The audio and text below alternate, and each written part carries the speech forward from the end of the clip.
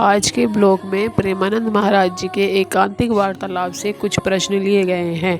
पहला प्रश्न है, महाराज जी, सत्संग से अब बुद्धि सतमार्ग पर को पहचानने लगी है, पर मन उस मार्ग पर स्थिर नहीं हो पा रहा है। ये मन और बुद्धि का संघर्ष कब तक चलेगा? पूज्य महाराज जी ने उत्तर दिया, यह मन और बुद्धि का संघर्ष एक महाभारत है जो भागवत साक्षात होकर, परंतु युद्ध में विजय उसी की होगी जिसने भगवान के श्री कृष्ण को अपना सारथी बनाया है। यह कोई छोटी मोटी लड़ाई नहीं है। इसके लिए लंबे समय तक बिना रुके अभ्यास करना पड़ता है।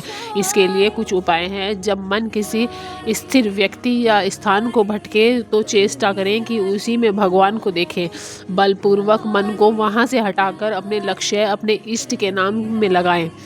मन को छोड़ दें, यह समझकर कि आत्मा की स्वीकृति के बिना यह कुछ भी नहीं कर सकता। जैसे जहाज पर बैठा पक्षी कितना भी उड़े, अंत में उसे जहाज पर ही लौटना पड़ता है, वैसे ही मन अंततः तुम्हारा ही आश्रय होगा। इस लड़ाई में सबसे बड़ा सहयोग सत्संग है। यदि साधु संग मिलता रहे तो उत्साह बना रहेगा और विजय निश्चित होगी। बिना सत्संग के हम उत्साहहीन होकर हार जाएंगे। इसीलिए निरंतर नाम जप करते हुए भगवान की शरण में रह जाइए, क्योंकि भगवान कहते हैं, जो मेरी शरण में आ जाता है वह माया को पार कर जाता है। दूसरा प्रश्न है, महाराज जी, जब शरीर किसी रोग से बार बार ग्रस्त हो तो उसे धैर्य कैसे बनाएं?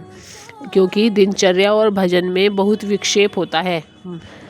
पूज्य महाराज जी ने उत्तर दिया, वास्तव में शरीर रोगी नहीं है, परंतु तुम्हारा मन रोगी है। यदि मन सकारात्मक हो तो तन के रोग से कोई परेशानी नहीं होती। देखो, हमारी दोनों किडनियां फेल हैं, पर क्या हम तुम्हें परेशान नजर आते हैं? नहीं, क्योंकि हमारा मन श्यामा शाम में लगा हुआ है। इसीलिए हम हर समय परम आनंद में रहते हैं। शरीर में रोग का आना प्रबंध के कारण होता है, उसे तो भोगना ही पड़ेगा, लेकिन उस रोग से मानसिक रूप से प्रभावित हो जाना, यह अज्ञानता का कारण है।